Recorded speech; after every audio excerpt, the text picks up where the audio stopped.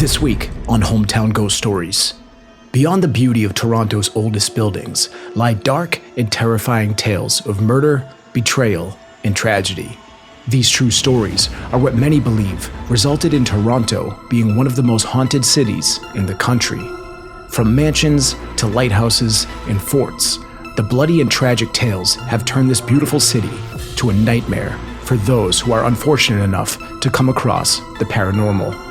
Join us as we discuss the history and hauntings of Toronto.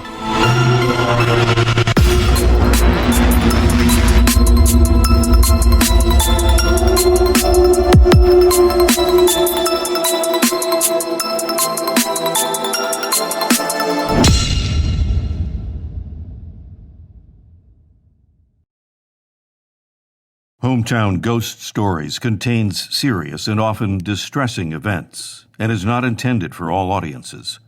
Viewer discretion is advised. Janet pushed open the heavy wooden door to the washroom and flicked on the light.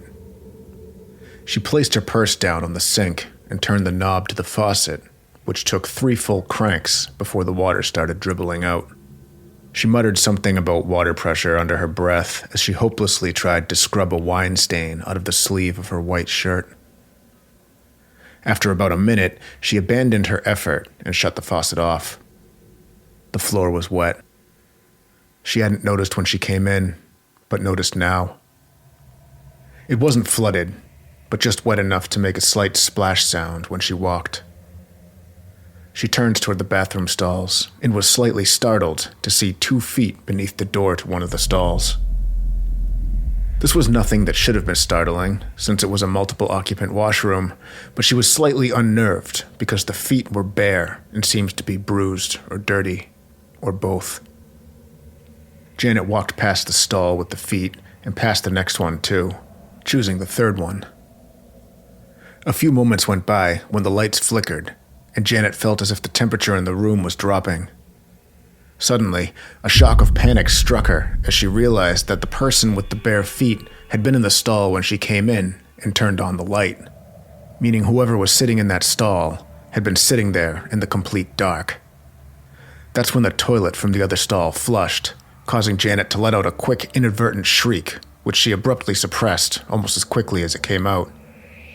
Not a second after the flush, all the stall doors simultaneously swung open. This time Janet did scream as she instinctively jumped up. She leaned over and saw that the feet hadn't moved. Immediately, her fight-or-flight impulse kicked in and she bolted out of her stall, keeping her eyes forward, not wanting to see what was sitting in that stall. But as she went past, something in her peripheral made her stop and turn her head. The stall was somehow empty.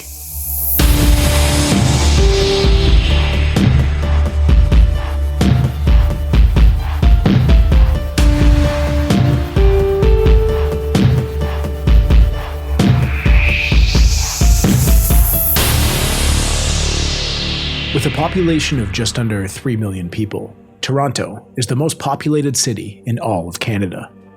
During the War of 1812, the town of York took massive damage from American troops. York was then renamed and incorporated as the City of Toronto in 1834. In 1867, it was designated as the capital of the province of Ontario during Canadian Confederation. Today, the city is a prominent center for music, sporting events, media outlets, museums and galleries, and attracts over 43 million tourists every year. While most visitors come for sporting events, vacation, or music, some seek out the city for its reputation as being one of the most haunted places in the country.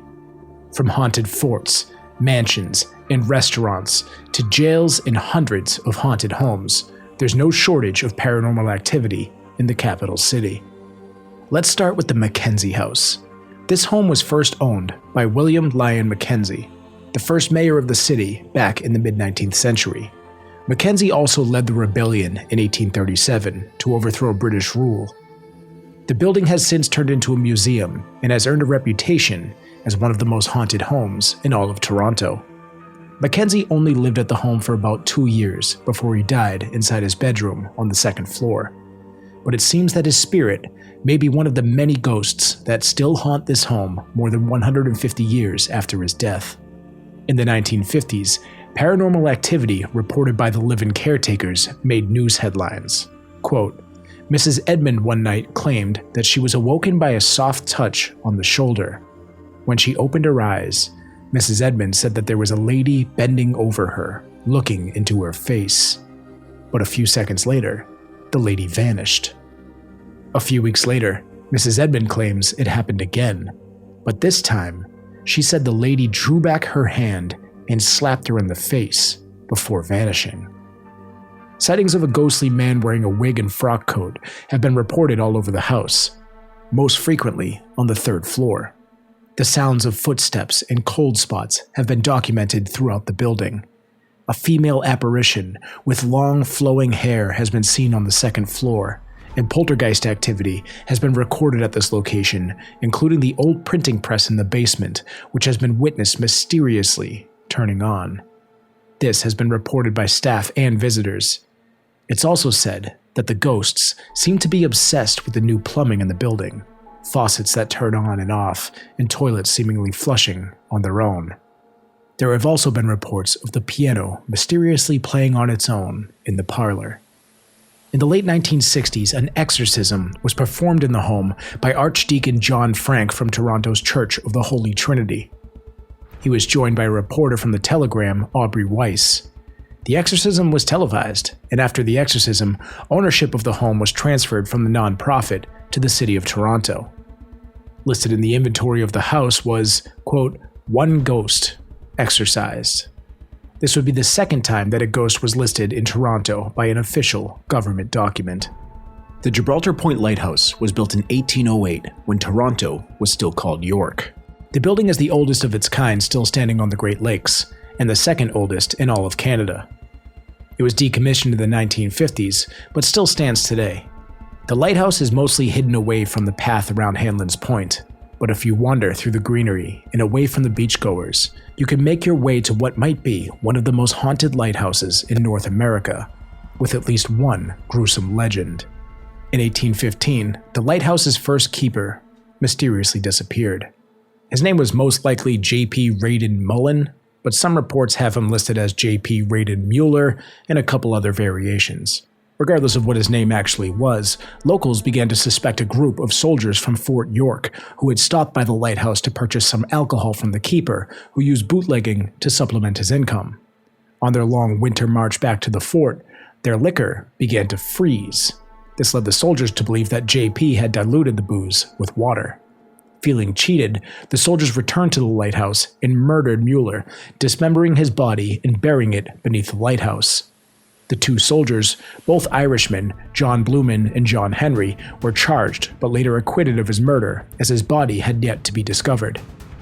According to Eamon O'Keefe, who verified many of the facts surrounding the legend, JP was indeed murdered, likely by the two soldiers, but he casts doubt on the idea that his body was mutilated. He believes he was buried about 500 feet west of the lighthouse after bone fragments, including a jawbone, were discovered in the early 1900s by another lighthouse keeper. Legend has it, the lighthouse is haunted by the ghost of Mueller. Hundreds of ghost sightings have been reported over the decades, including mysterious lights being turned on in the windows when the lighthouse is vacant, bloodstains that appear on the staircase, and shadowy forms gliding across the sands in the moonlight. Fort York, where the murderers of the lighthouse keeper likely came from, has no shortage of paranormal activity itself.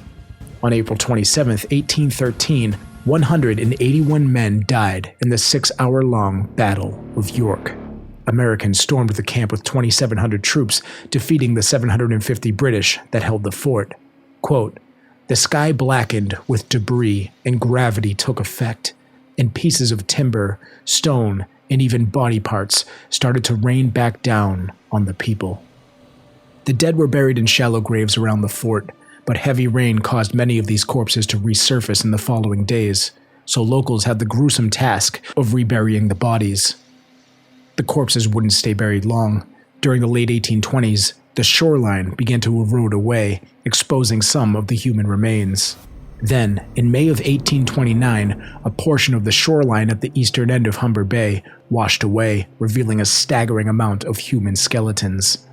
The commanding officer of Fort York authorized their removal and reinterment in what is now Memorial Square. After decades of ghost sightings, Fort York has earned its spot among Canada's most haunted locations. According to James Woe, who held an anniversary party at the fort, while closing down for the evening, the heavy door on the second floor slammed shut behind him without any human existence. He claimed that it was not an easy trick and requires a bit of effort to close normally, but it effectively shut him out of the building. 1 week before this party, 2 other visitors experienced what they believe may be the same door-slamming ghost. They were in the officers' quarters around 4:45 p.m. on a Sunday evening. While leaving the kitchen and heading towards the sergeant's quarters, the kitchen door slammed tight behind them. They searched the building and confirmed that they were in fact alone at the time. According to a couple who had been taking their dog on walks at Fort York for years, in 1998 their dog had run off to chase a squirrel. The husband looked up and noticed a man wearing dark greenish clothes standing and watching him from about 50 meters away. The man was leaning against a tree, just watching him. The husband took a quick look over to the car to make sure nobody was breaking into it, and when he looked back, the mysterious figure had vanished. He sensed that something odd was going on and made his way through the snow to the tree that the man was leaning on.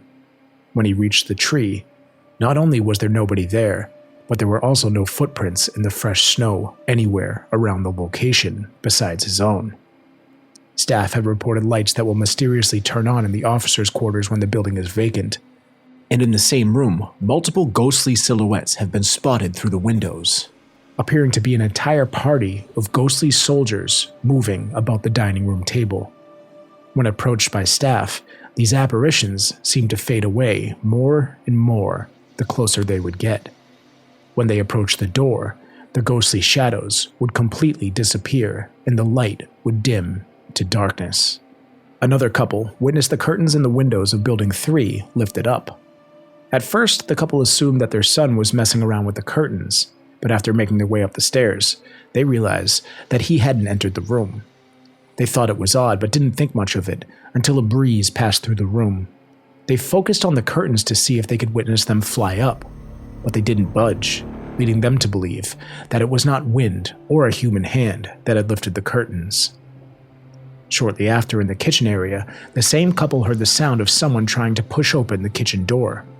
Everyone stepped aside, waiting for whoever it was on the other side to burst through, but they never did. They opened the door after a moment and were shocked to see that nobody was there trying to get through. Visitors report the smell of gunpowder and even rotting flesh. Full-bodied apparitions of soldiers have been witnessed standing in the surrounding woods and in the fort itself. Voices, footsteps, and loud knocks are heard echoing from vacant rooms, including one staff member who reported hearing a voice as something unseen rushed past him, whispering the phrase, "Never again." With no shortage of haunted locations in Toronto, one mansion seems to sit atop most paranormal enthusiasts' list. Keg Mansion was built in 1867 by Arthur McCaster. The massive mansion has 26 rooms and 17 fireplaces. In 1873, Hart Massey moved in with his family. He made his fortune off selling farming equipment. The Massey family quickly became one of the most prominent families in all of Toronto, and Hart helped fund buildings at the University of Toronto, having Massey Hall named after him. After his death, his daughter Lillian ran his enterprise, which was unheard of at the time. In 1915, she fell ill and died in the home, and one of her most devoted maids was so grief-stricken that she apparently hanged herself in one of the rooms. Not long after, a young boy who was visiting the mansion fell down the stairs and died of his injuries. Today, the mansion stands as one of the most haunted buildings in all of Toronto, and some say it could be the most haunted location in the entire country. The most frequently reported haunting is the ghost of a young boy who haunts the stairwell. Families who visit the home claim that their children are drawn to the staircase. They say that they want to play with the boy on the stairs. The ghostly boy is mostly spotted by children, but adults and some staff have claimed to have seen this ghost as well. Along the staircase is a banister with wooden spindles underneath. One Saturday night, one of the spindles came crashing down, landing on a bar top below, startling the bartender and people nearby. The manager at the time searched around to see where it came from. The spindle was replaced, and the staff recorded the incident in their logbook. 1 year later, to the day, the same spindle, which had been fixed, fell again. The exact same one, 1 year later, to the day. They are unsure if this coincides with the day that the boy would have fallen to his death, but many believe this may be the case. The second most popular sighting is what has been described as a creepy woman in the washroom upstairs. One guest reported entering the washroom to see a pair of feet in one of the stalls from underneath. Thinking nothing of it, she went into the stall beside it and said that the toilet flushed on its own. And then all of a sudden, all of the doors to all of the stalls opened at the exact same time, but nobody came out of the stall next to her. She was in the bathroom by herself. Beneath the tower, in secrets hushed and grim, the keeper now rests, his light grown dim. His spirit wanders in moonlit haze, a ghostly figure lost in time's maze. On misty nights, when the winds do wail, the lighthouse echoes with a haunting tale. Footsteps unheard, but a presence felt, the keeper's ghost in sorrow dwelt. A phantom lantern swings in the pale moonlight, casting shadows dancing in the silent night. The keeper lingers, bound by ancient lore, a ghostly guardian on Hanlon's shore. The waves they whisper, the secrets they've seen, of a lighthouse keeper forever in between. The soldiers may have thought his light to quell, but his ghostly flame still guards the shore well. So if you find yourself near Gibraltar's Point, listen closely to the ghostly joint of waves and wind and whispers in the rain, the lighthouse keeper's eternal pain. I'm Jesse Wilkins, and this is Hometown Ghost Stories, the Ghosts of Toronto.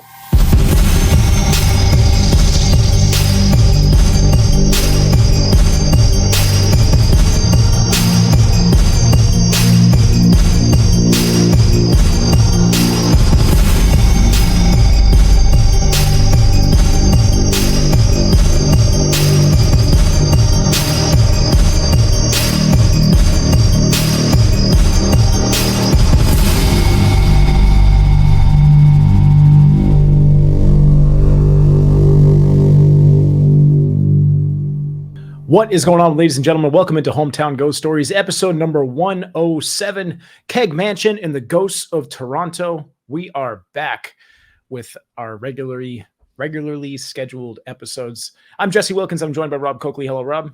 Oh, I'm sorry. I'm on the phone with my lawyer right now for you stealing my bit at the end there. Poetry. I'll see you in court. Okay, well, joke's on you. We have the same lawyer. It's Ron Meshbesher, so I'm going to call him too. We're also joined by Dave. Hello, Dave.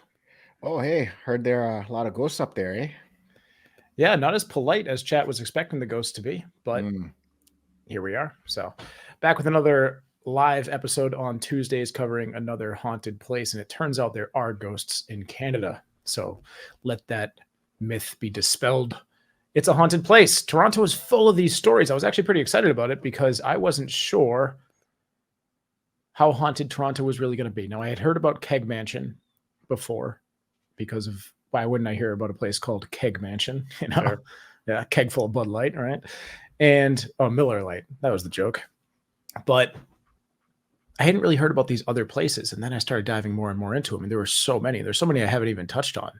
There are several haunted locations that we still have on the table here in Toronto. So we'll be back for part 2 to cover some of those. We'll probably touch on some of the lighter, not as haunted locations here, or the smaller ones with shorter stories after we discuss some of the main ones. But I'm excited about it, man. Welcome back to everyone. I mean, we didn't really go away. We've been here. We've been doing live episodes, but mini break from these kind of episodes. Thank you all for sticking with us and hanging out here in live chat. Massive shout out to Mallory K for gifting 20 Hometown Ghost Stories memberships in YouTube. And Demon King just joined up for 8 months. A legend, a VIP patron, and a member on YouTube.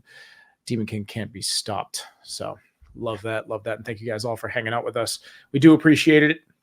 And this episode is dedicated to VIP patron Dave D. Now, that doesn't mean he died, so I don't want everyone to panic. Like, Yeah. oh, rest in peace, I Dave. think we need to reword But this. maybe we reword it, but every week, if you're on Patreon, you just may get an episode dedicated to you. So that's what it's going to mean. So hopefully Dave's doing all right. And if you're listening, Dave, this episode's for you, man. So anyways, We're not trying to start any curses here. We're just- dedicating episodes to people. It's Everyone just stop job security freaking out. in case we run out of ghosts. that's absolutely true. And Rob, you're in another new location before everyone goes crazy and be like, where's Rob now? What haunted place in New York are you at now? I am in Latham, New York now, as opposed to Amsterdam, New York last week. So, just doing a tour of New York right now. Gotta love it. Any haunted places in the area that you're in? Have you looked into it? I've looked into it. I haven't been able to go to them yet. I'm hoping to swing by somewhere either probably on Thursday, I would say, if I have a chance to. Well, that's very exciting stuff. This hotel not as cool as the castle you were in last week, I'm guessing. Not as cool as the castle, but I think our connection's a little better. So, you win some, you lose some.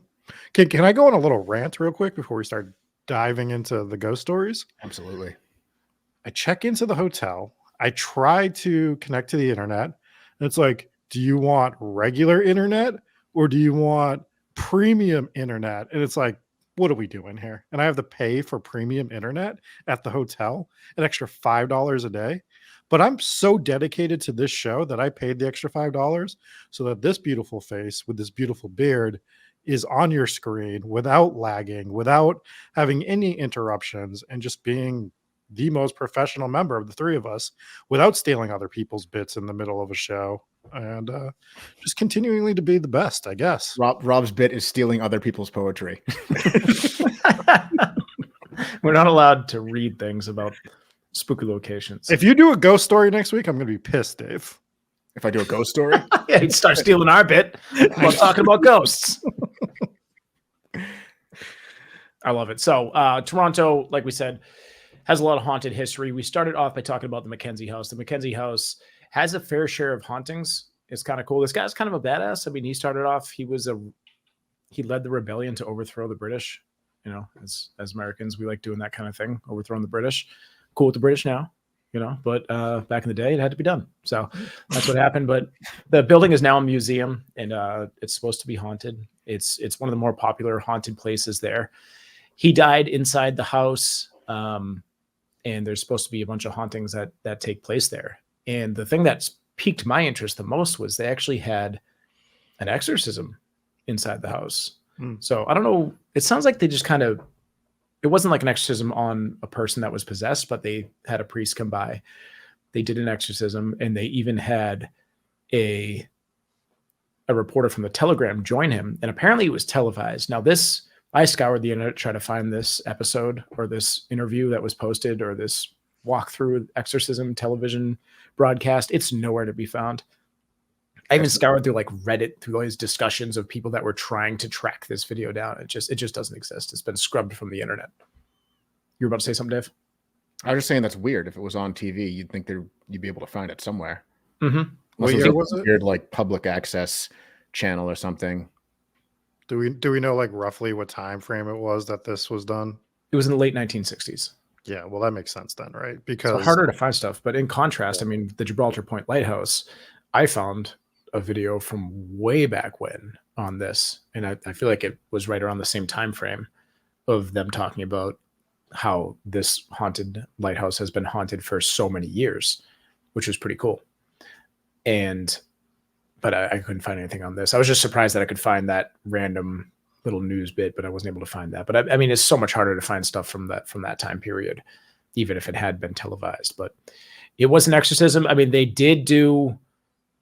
went through the house, and the more compelling part of this is when they turned the house over to the city of Toronto. Basically, it was a nonprofit that owned it before that, and they ended up turning it over to the city. When they turned it over to the city, in the list of, in the inventory list on the house, like, there's a piano on this floor, there's a bed in here, whatever would be on an inventory list. On the inventory list, they had one ghost, which has been exorcised. And it was actually on an official government document. It sounds silly. And it's like, hey, cool. But if it's been exorcised, it's probably not really there anymore. Maybe not, but maybe it's quieted down. Sometimes with these exorcisms on houses, it gets the paranormal activity in the house to quiet down for a little bit. Sometimes it might completely expel them. I don't really know what the efficiency rate is of these kinds of things, but it was on the list. And just because it's a government document, take that off the screen. I'm gonna edit that out of the episode. He doesn't get to expose my misspellings, which is wild because I'm looking at my script right now and I typed it correctly in the script, which means it auto-corrected to change it to exercised. Here I am talking about it. The wrong kind. Yeah, the wrong kind of exercise. But you never know. Could have been working out. I'm gonna go to the gym tomorrow for my weekly exorcism. I don't know if that's how we describe it, but here on Hometown Ghost Stories, you can get it any which way. Exercised or exercised. I'm definitely not going to the gym tomorrow. That was a lie. But it said this was the second time that a ghost was listed on an official government document. And it kind of alluded to this the first time. And I'm like, well, what's the first time? I think it's the Gibraltar Lighthouse, but I think it could have been that one or just a different lighthouse. I'm not too sure, but it had kind of hinted towards the other one was in a lighthouse. I couldn't find an official government document on the Gibraltar Lighthouse that said that there was a ghost there, which is why I didn't really add it. I just kind of talked about the second one because that's what this one was the second one. I don't know what the first one was. Kind of drove me crazy, but they hinted towards it being a lighthouse. Yeah. It's weird that you can find the second one, but you can't find the first one. Yeah. Kind of drove me crazy, but. And that's just Canadian government, right? That they were referring to, not like worldwide. The first. No, I think it was just Canadian government. Yeah. Gotcha. Or I don't know if it was just Ontario or Canada. I don't really know. How does that work? Is Ontario it's like a province, right? Province, yeah. They don't have states. They have provinces. Provinces. Mm. All right. Glad we cleared that. Don't ask me geography questions. I'm not the guy. I'm not the guy for that. Forgot about the strong suits. All right, very good. So, but to move on to I found that story was kind of cool. It's a haunted house. I like the stories here, but my favorite two stories out of this are the lighthouse story and the Fort York story. So the lighthouse story, you have you have a murder that happened here. This guy definitely disappeared. They found his remains years and years later, but at the time, he was bootlegging out of the lighthouse as like a second source of income, and the soldiers from Fort York would make their way over, and just buy his liquor or whatever. So he was happy to sell it, but he sold it to these two guys, both named John. John and John. He was also named John. So John sold John and John some I already can't some stand liquor this story. some liquor that he watered down, apparently, or at least they thought he did. And as they were making their long winter march back to Fort York, they noticed that the liquor started to freeze, which liquor's not supposed to do. And so they came back, demanded answers, and a scuffle broke out. And apparently these guys killed John, and John killed John. And totally reasonable too, by the way. Remember that time we went to, what was it, TGI Fridays or something? No, it was Red Robin, and I'll never forget Red it. Robin? Yeah. Yeah, we went to Red Robin. We're like, let's get shots of, what was it, Johnny Walker, red or black? I think it was red, yeah. Yeah. No, it was black. We Yeah, get the good stuff. We get the good stuff. Not the really good stuff because that's too much money, but some, a little bit better stuff.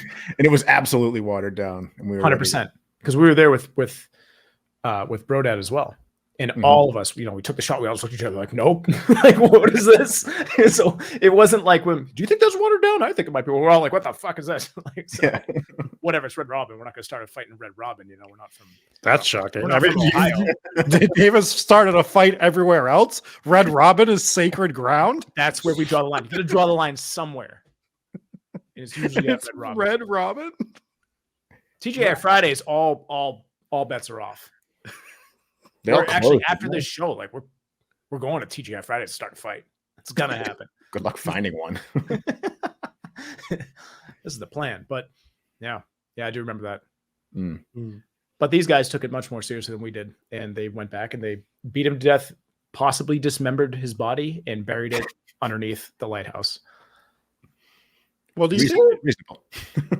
Reasonable. Don't be watering down your booze. Well, it was probably more like a fight broke out and they accidentally dismembered him. Yes. Oh, I pushed him, and the next thing I know, Yeah. I'm walking away. I got a forearm in my hand. I'm like, where? Oh, I did it. Did we do it again, John? John, we did it again, John. You always do this, John. John, I know, John. I'm just so jacked. I punched him in the chest, and all his limbs popped off. It's relatable. So I know. these things happen from time to time, but they got charged with it. So they got brought up on charges. There was a guy who he went back because it was like a legend, and everyone's like, "Oh, the legend of the lighthouse keeper who disappeared." And this guy, he went back and actually verified a lot of the facts. And his name was Eamon O'Keefe. And he went back and he found out that he was absolutely murdered. I'm annoyed that his name wasn't John. Like that would have been Too much. That would have really taken it. Yeah. So he was definitely murdered. It was likely by the two soldiers. He found out their names that were John and John, and it was John Blumen and John Henry. And they did get charged, but they were later acquitted because they hadn't found the body. They didn't find the body for years. So because there was no body, they were like, well, he's just missing. How do you know it was dismembered? Well, I think that might be part of the legend. And that's where Eamon O'Keefe says that he's like, this story happened. This man disappeared. He did die. He was probably murdered by those two guys, but he cast doubt on the idea that his body was dismembered. And later on, it was like the early 1900s that they actually found human remains. It was buried 500 feet west of the lighthouse. And it must have looked real hard back then. Well, I think the story was that he was buried underneath the lighthouse. Mm-hmm. And I don't know if you know this about lighthouses, but you do not dig underneath a lighthouse. Okay. Yep. So just keep that in mind. Next time you're near a lighthouse, don't start digging underneath. Anyways, I always want to. It's always my first instinct is to just. I see a lighthouse. I'm like, I gotta dig underneath that thing. What am I gonna do today? I'm either gonna go dig underneath a lighthouse or fight someone at TGI Fridays. It's gonna happen. It's Friday. Let's get it going. Luckily, today's Tuesday, so you don't have to worry about either of those things happening. But they found bone fragments. Fragments. Bone frogs. He was wearing a frog coat, and they found fragments. Anyways, they found human remains. One of those things was a jawbone, and they believe they were his. But they also found remains of what looked like a casket. So it seems like they just probably dumped his body in a box and buried him, which is why he doesn't think that he was dismembered. But either way, it's a true story. The man died. He was murdered, buried by the lighthouse. So all of that happened. And then you have the hauntings that followed. And some of the hauntings here at this lighthouse are pretty creepy. And you have your typical one of like the lights being turned on. We see that all over the place where people leave. There's supposed to be nobody inside the lighthouse. There's a little caretaker hut like nearby. So that's where the caretaker would live. He didn't actually live in the lighthouse, but then all of a sudden there would be lights on in the lighthouse again. And they would say, what's going on here? Must be a ghost. And then, but the other hauntings that they get, one of them was particularly creepy, which is there is a blood stain that will appear on the staircase. Well, hang on. Back to the light being on. There are so many of these stories where people like they leave, they say they shut the lights off, they come back and they find the lights on. What percentage of those do you think are people who just forgot that they actually did leave the lights on? Probably a good chunk. I would say that. And then you could chalk another good amount of it up to electrical issues, just faulty wiring. Maybe you forgot to turn the light off and the light just, the wires are loose and maybe they just went out. So you're like, oh, I did turn that light off. And then as you leave, it just, electricity jumps and it turns back on. These things happen all the time. Or maybe it's a fucking ghost, Jesse. Or you have the factor that it could be a ghost, but we like to weigh all possibilities here. But that's not the creepiest of the haunting. So the other one, like I just mentioned, was the blood stain. That's always concerning if you see it. We've seen this in quite a few locations where they will literally try to wash this blood stain off of the floor or the stairs or wherever it's appearing, and then it will just come back. There's an old saying or legend, I guess. Maybe not legend, but there's like an old, not an adage. There's an old saying that like if there's a blood stain that won't go away ever, it's because it was from a murder of an innocent person. Is that the exact phrasing for that adage? The second part, yeah. Passage first. Preamble, not so much. But that obviously ties in with this story. Except for the fact that he was, in fact, cutting the booze. So where we stand on that. So the blood stain was the guy that was dismembered. Allegedly, yeah. It's a haunting. So it's not there all the time, but sometimes it shows up. So that's part of the haunting. And then they They say that he not only haunts the lighthouse, but he also haunts the surrounding forest. So they get lights that are kind of moving about throughout the woods, and then they also get these shadowy figures, which they say glide across the sands. And you heard about that in that beautiful poem that I read, which I'm going to be doing every episode going forward, is closing it out with a poem. It's my idea. I thought of it first. Yeah, it's a great idea. We're all so happy that you're now I have to poetry. now I have to go back and listen to all my episodes and see if I closed it out with a poem before you did. Absolutely not. I don't think 0% chance you ever did it before me. 0% chance. I don't know, Chad. What do you can you recall? I don't think I have. So I'm just spitting in the dark here.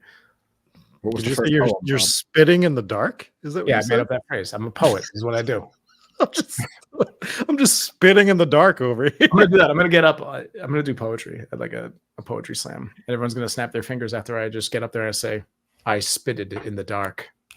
Look at that, natural. Yes. Well, Natural. we're gonna have to do that. We should go to a poetry slam and get on stage and get booed off Merces. like I don't think people that go to poetry slams are the type of people that boo people off stage. they haven't seen us yet. That's a good point. And we can't knock it if we don't try it. So this one actually ties in with the next haunted location. So these soldiers were coming over from Fort York, which is arguably way more haunted. So this lighthouse seems to be haunted by at least Mueller's ghost. So maybe just the one, might be more. It's been there for a while. There's plenty of families that have gone there. I wouldn't be surprised if more people died in and around that lighthouse, but it seems to be haunted by at least that one ghost. Fort York is like infested with ghosts. This place has a bloody history. You had the Battle of Fort York, which took place there, where hundreds of soldiers died and lots of traumatic events happened here. This was obviously a hotbed, or at least it's a hot spot for paranormal activity when you have so much stuff that went down here, with people dying very suddenly, obviously in battle, very quick. So this place has so many ghost stories, and we talked about a few of them in the episode. You had what battles were fought in Toronto? the Battle of York. The Battle of York. Thanks for joining us on this episode, Dave. Thanks. Perhaps more. I mean, I think Dave was just really shocked that Canada actually had an army. To be clear, like, I think that's what's going on here. Yeah, I've got a bunch of ghost stories from this location, and we can go over a few of them here. But we read through quite a few of them, and the one that got me out of the ones that we did cover was the one where the family had seen the curtains. The curtains is kind of whatever to me. They said it wasn't the wind. They said the room was drafty, but the curtains weren't even moving. They saw the curtains get lifted up, which isn't really something that wind does. But when it's curtains, it's something that light. Like, I don't know how much I really chalk that up to paranormal, but it could have been. It definitely could have been. But the one that got me is the same family. They went downstairs. Donnie says, I think Dave was more shocked that Canada wasn't in Tennessee. The one about with that same family, they saw whatever happened with the curtains, but then when they went down to the kitchen, they said they heard somebody pushing on the door like they were trying to open it, to a point where the whole family like stepped out of the way, like, hey, someone's coming through, watch out. And then nobody ended up pushing open the door. A moment later, they opened the door because they thought, oh, they can't get this door open. And then as soon as they open it, nobody's there. Very creepy haunting. And when you get the whole family to react to it, that's when you're like, okay, everybody heard that.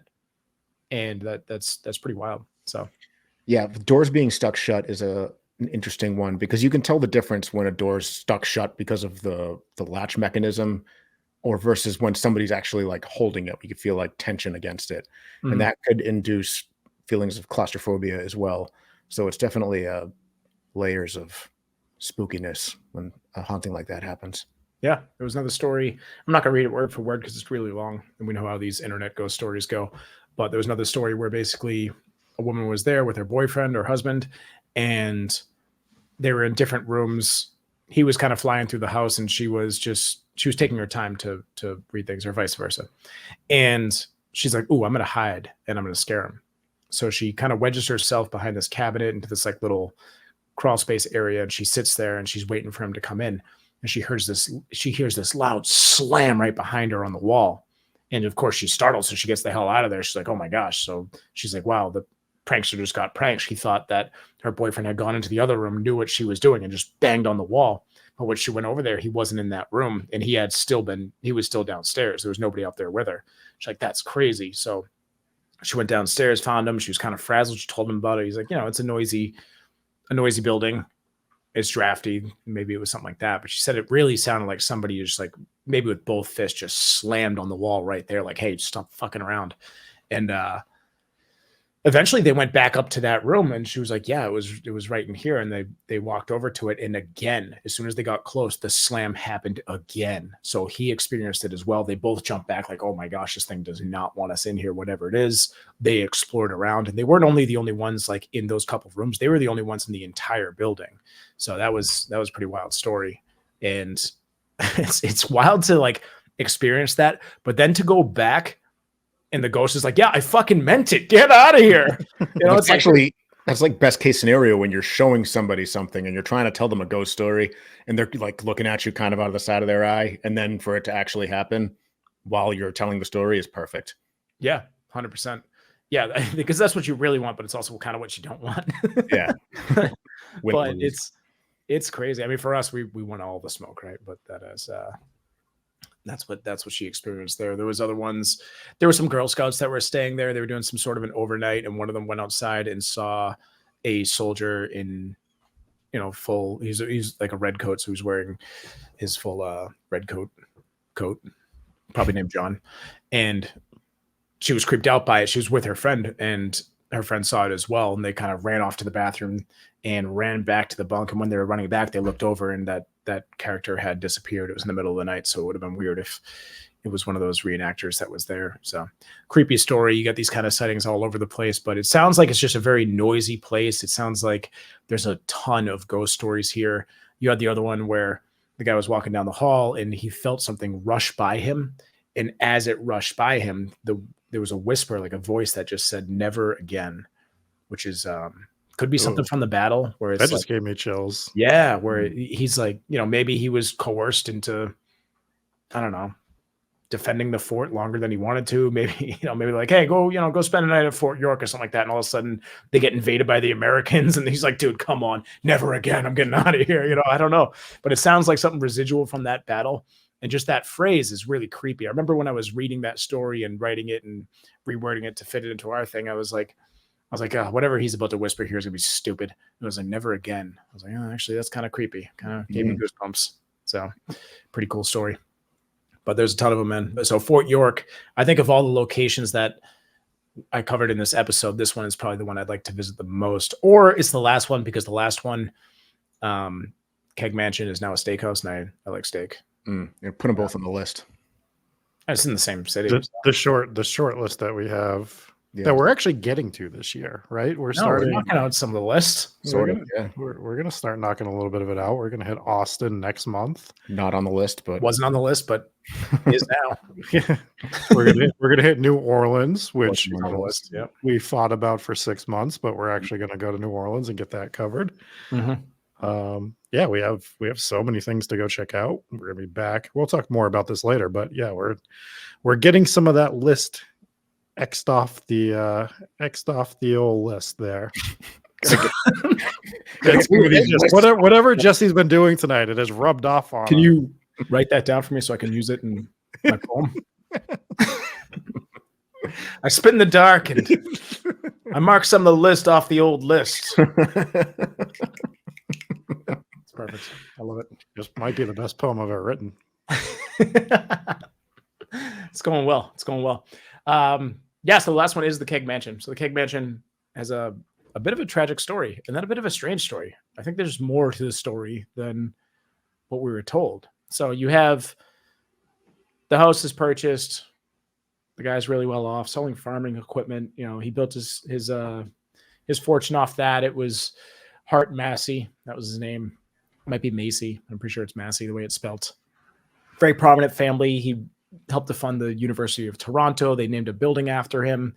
Typical rich guy stuff from this era. But when he died, he left his whole enterprise to his daughter, which was like unheard of at the time. They didn't used to do that. You usually have a business partner take it over. Basically, you just wouldn't have a woman take it over. But she took it over, and good for her. And she did well with it. And she ended up dying in the home. She got sick, and nothing suspicious with her death. But what was weird about the story was her maid. So she had a maid. It was like her top maid, clearly her most devoted maid. I found it interesting that they listed her as the most devoted maid. I'm like, well, clearly, because she ended up hanging herself after she died. But she was so grief-stricken. Sad story, but I feel like there's got to be more to that story. Now, people do the whole love triangle theory with, I don't know, the family. They speculate after the death, but we don't know the whole story. We'll never know the whole story because she didn't write any of this stuff down. We don't know any of it. So it's a sad story, but it's another death inside the house. So you have Lillian, you have the maid. I'm not entirely sure if Hart died inside the house. It just said he died. I'm assuming he didn't die in the house because I feel like they would have said such things. But he died. I'm not entirely sure what his cause of death was. But so Lillian's dead in the house. So you don't have to die inside of the house to haunt it. Of course, yeah. I mean, he was only there for a brief period of time.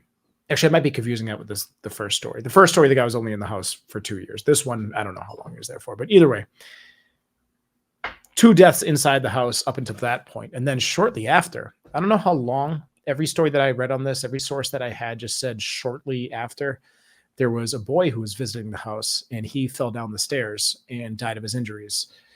Didn't die in the house, I don't believe, because of the way that all of these articles wrote it. But I believe he did die from what happened to him inside the house shortly after. Very sad story. He was just visiting? He was just visiting.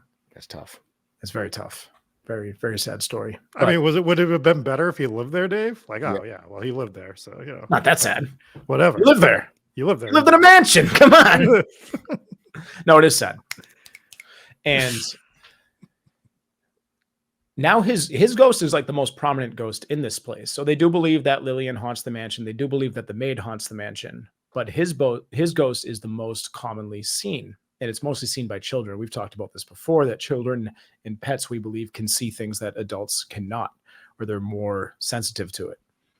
And to a point where a lot of these families get really creeped out. Like they'll be swinging by the restaurant. It's a restaurant now. And their kid will be like, I want to go play with the boy on the stairs. They're like, what boy on the stairs? He's like, I want to go play with the boy on the stairs. He said he wants to play with me. I'm like, all right, whatever, go play with the boy on the stairs. Or, some families might say that. Some families might be like, shut up, sit down and eat your steak. But some of these families get so creeped up that they're like, we need to pay our bill and leave now because there's no boy on the stairs. And our kid is talking to a ghost. And it's startling. The staircase the place is really nice looking from the inside. We shared some of it in the video portion. The staircase is a creepy old staircase, and I could see it being haunted. But that's not where the ghost stories end with the staircase. So you get that. And it's not just children that see it. Adults do see it. Staff see it as well. They all report hearing, the playing sounds of a child or laughter, footsteps going up and down the stairs. But, a few adults have also reported to see this ghost on the stairs, not just children. So it's very consistency.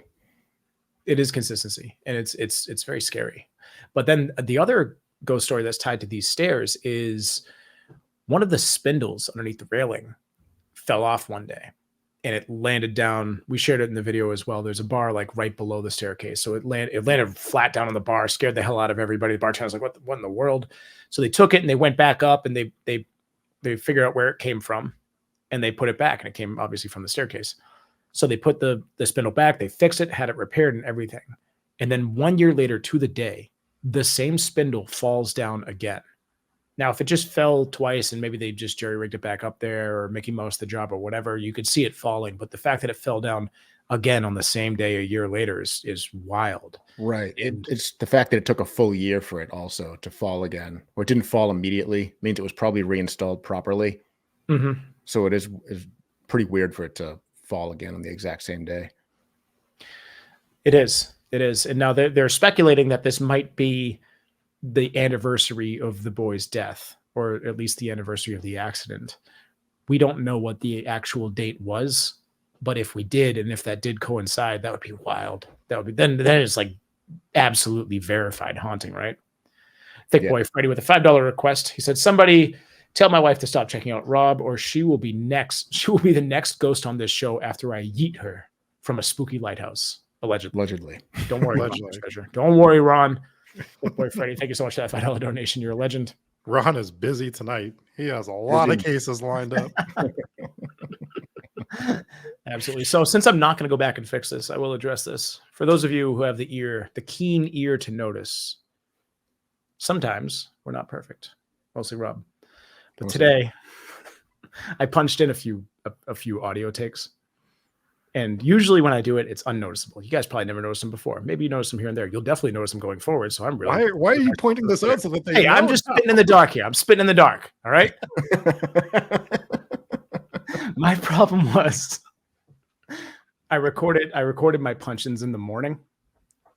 And my voice was all deep and sexy like. And it was fucking so obvious. in this lighthouse.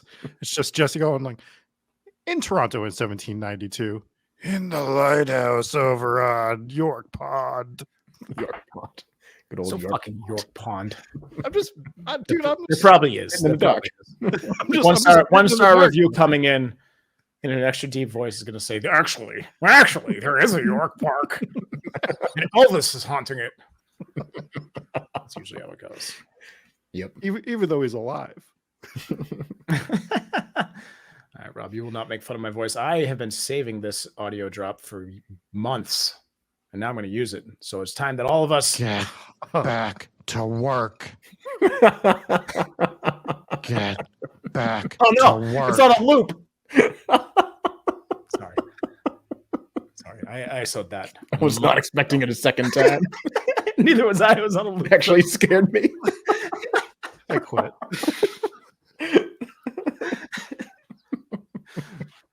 Oh boy. Oh, man. Can you tell we're a little rusty after taking a few weeks off from a regular episode? This is going great. Another ghost All story. right, Jesse, get back to work and start telling some ghost stories. I won't even talk about Fort York anymore. I forgot which location we're talking about. That's pretty much it for the hauntings over here. Oh no, it's not. It's not, because you also had your creepy feet story. That's right. And I was just making that video to the ghost story that you sent me, Dave. Obviously, Dave had the guest ghost story this morning. I'm like, Rob's gonna love this video. It's all about feet. Rob's favorite. Rob has the opposite of a foot fetish. For those thinking that was slighted the other way, it is not. This was funny because the actual ghost story that I based that story on had nothing to do with bare feet. I just added that for Rob. Did she have bare feet in the story? I think she just saw feet. It didn't say bare. Yeah, that was a good element that you added. Also the dark, the fact that she had been sitting in the dark. So yes, but it is a story in this place, and she had seen these feet in the bathroom. The most startling part of this story was all of the stall doors opening at the same time, which is a true part of the story. That's like, that stuff happens. I'm just, we like a good ghost story, but that would scare the absolute shit out of me. And I would be, because there's no explanation for it. None. Not a single natural explanation for something like that happening that I can think of. I don't know. Maybe you can think of one, but for me, all of them opening at the same time, unless there was like I've never seen it, like a mechanically opening bathrooms. That'd be crazy. No, what a waste of money that would be. No. Yeah. Not in this place. No, absolutely not. But it is still open. I did Google it right before we started the show, and it's still in business. Open until midnight. If you're in the Toronto area, you could still make it. And live stream from the bathroom. They love when you do that. They do at the same time. It's perfect. You don't get arrested. It's Canada. Yeah, I was gonna say nothing wrong with whipping your camera out in a public restroom. People love that. Allegedly. That's why we keep Ron Mesh Special on retainer. On speed dial tonight. So those are the locations that we covered in Haunted Toronto. I don't want to touch on too many more locations because I do want to save the rest for part 2. And there are many more good ones. You have the University of Toronto's haunted. You have haunted jails. You have other haunted homes. You have other haunted mansions.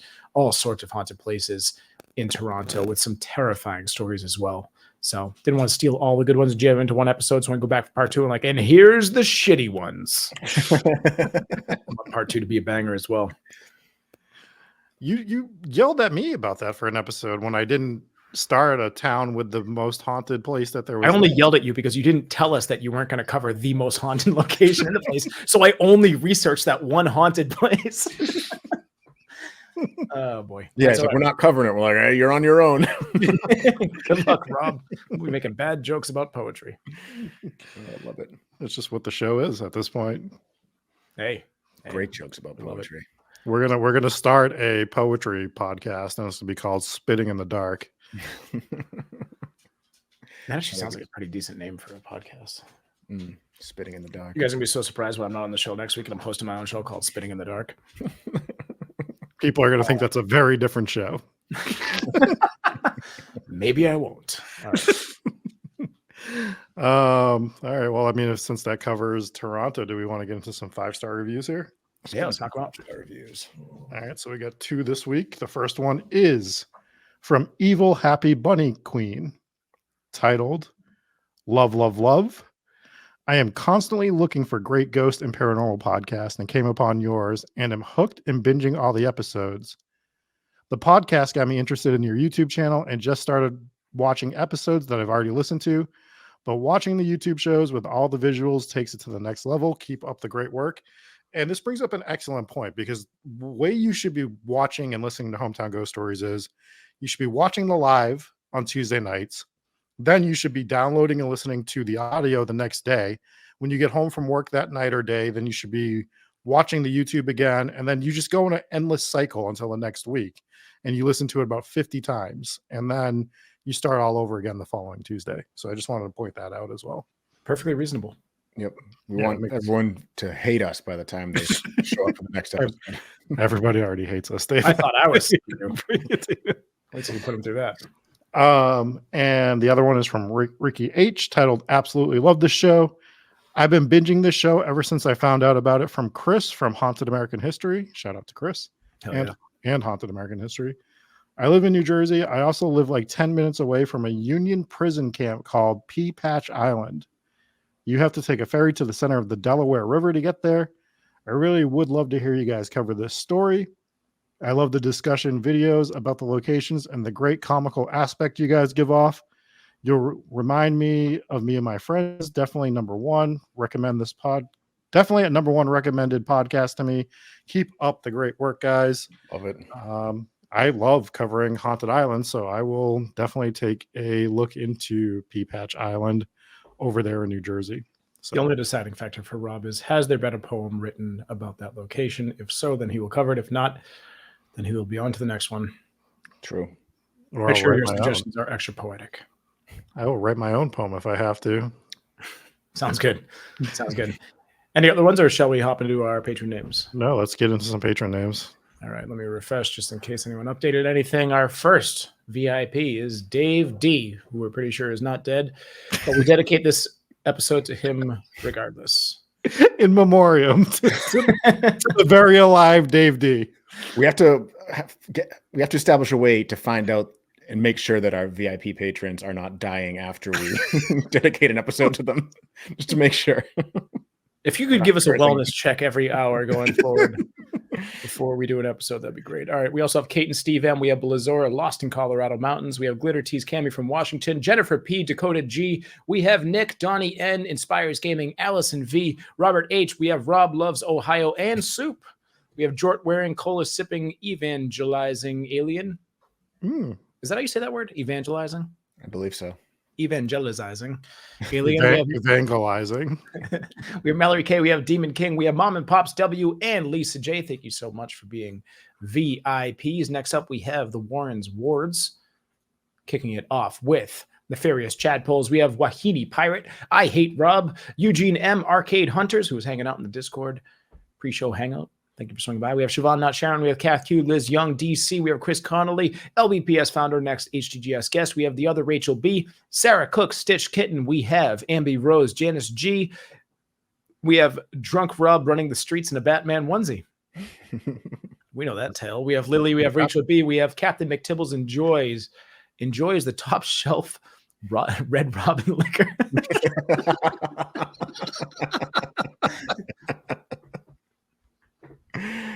For Red Robin, that is top shelf, right? It's got to be. Wait, were we talking about the pre-show, or was that actually on this episode? That was on this episode, I'm pretty sure. Right? Long day. Yeah, cutting the liquor, frozen. Right. Which garbage jokes do we make this episode? We have premium TGI Fridays Wi-Fi. We have the Sydney B. Papa Squatch. We have Mike, the epitome of mischievous nuclear herbs black. It's supposed to be Blake. But we have Jake V. We have haunting barefoot in the bathroom. Steph A. Very good. That is our Warren's Words. And next up, we have the Ghost Parrot Mafia. Boom, boom, boom. I wish Patreon's website didn't make me do all these extra steps. Really ruins the flow of things. We have Angel F. We have Monster Mom 04. We have Reed M. We have I'm Just Here for Rob's Poetry. Look at that. Yeah. We have Rob's Shannon K. That's what Lacey said. We have Allie. We have Dark Snark. We have Thanks for all the hard work. This episode is good. I'm sorry. We have Thanks for all the hard work this episode. Good job, Jesse and Dave. We have one of Ghost Rob's Yeeted Orphans. We have Megan Swain. We are twins. It's fine. We have Morgan Swain. We have Mark Twain and the Haunted Grape. We have Julie S. Sharon V. We have Wayne C. Kelly C. We have I Spit in the Dark and the listed frog bits snaps to chat. I think I got that right, Nancy. I'm not sure. There's plenty of characters. If you want to put spaces in between your words going forward, it's much easier for me to read them out. We have Crystal Quinn, Aaron A, Mina H. We have Colby. We have Daddy Rob Loves Bonging in Ohio with Dave's Haunted Hat. We have Alicia E. We have Thick Boy Freddy, allegedly half of the sudden yeeting a lighthouse ghost that was watered down. Booze. We have Pork Fiction. There's some good pork variations going on week to week here with this pork name. Pork Fiction. We have Jesse's allegedly sexy poetry voice, mouth spitting in the dark at Rob's feet. Oh, look, we have Tales Told in the Dark in chat. Almost like Hey. spitting in the dark. Hell yeah. Same thing, really. Yep. We have Sam from Nepal. We have Joe R. We have Paul from St. Louis. Oh, sorry. Joe R. Nagati Kangaroo.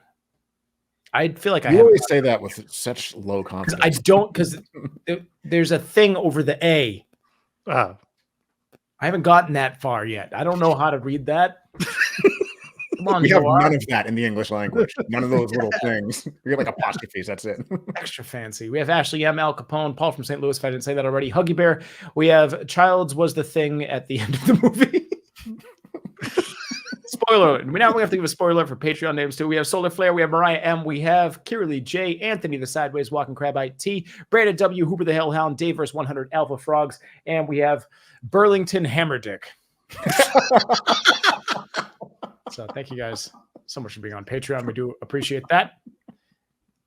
Joe says in chat, she says it means I don't know because you put another thing over the A. I can't read that one either.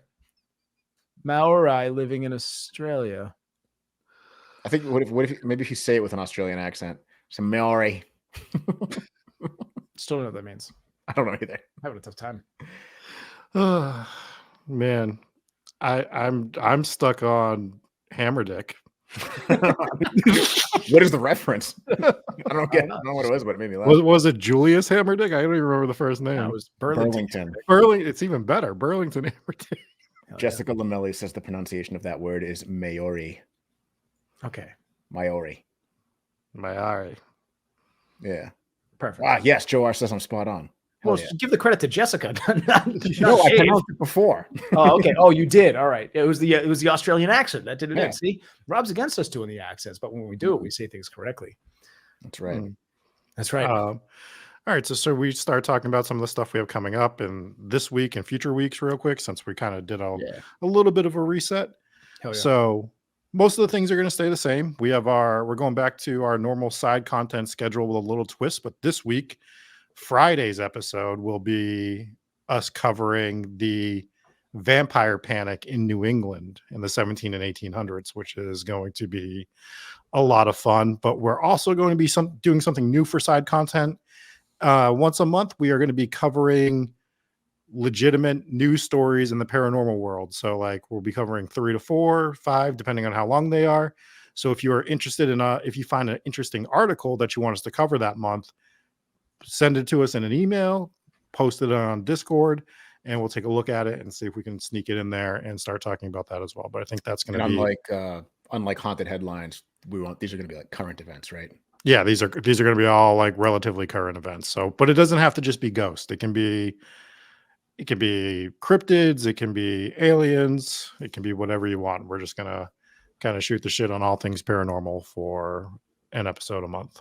Oh yeah. Yeah, we'll make a text channel for it on Discord if we haven't already.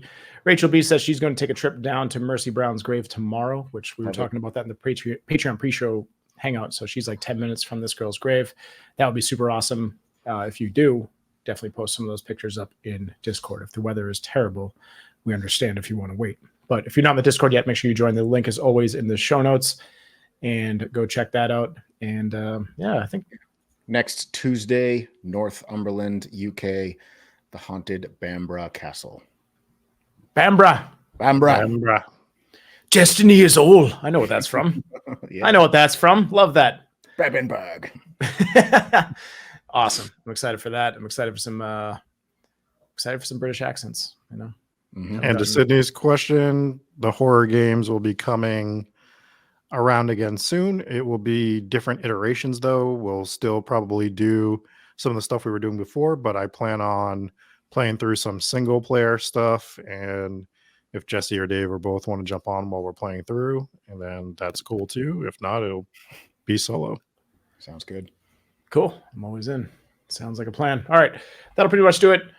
For all you guys, we will see you next week for a live episode on Tuesday and back on Friday for some side content. Thank you all so much for tuning in. Thanks to all the patrons and everyone who's subscribed on YouTube. We appreciate you. Make sure you drop a like below and subscribe. Tell all your friends. See you next time. Bye. Peace.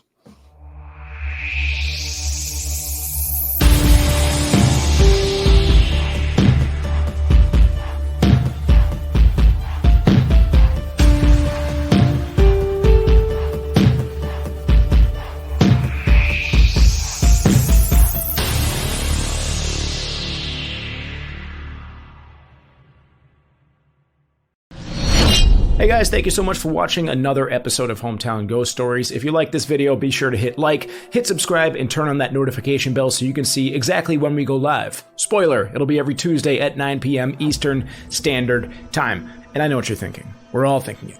Where have all of our reviews gone?